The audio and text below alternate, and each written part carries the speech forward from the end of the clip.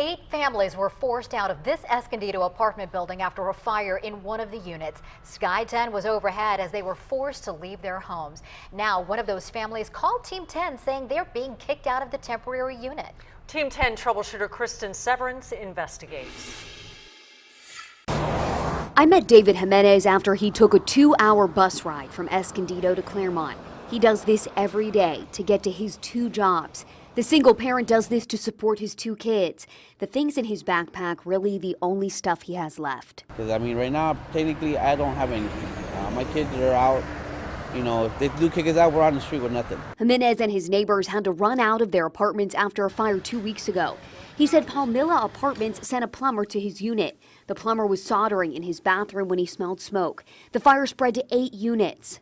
Just to get my kids and my animals out of there as soon as possible. I mean, that's my main concern was. $800 in cash burned in his apartment with everything else. He owed Palmilla the money for half of November's rent. They can't get the money. They're not really trying to help out. He said they moved him to a unit on another property with no furniture. Now they want the money he owes them. First month's rent for the new place and for him to sign a new contract. He owes them $2,000. And I had into Saturday, tomorrow, to pay. He said he can leave on his own or they'll evict him.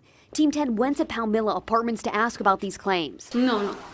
The assistant manager said that's not true. Right away, the same day, everybody took care of them. But you're telling me that you are going to make sure everything's okay with them and you're not going to throw them out on the street, you know, right before Christmas? No. I told Jimenez what she said. I mean, I haven't heard that. But he's relieved if they keep their word. And I got 2 kids. I'm the only parent. I'm more than willing to work with them.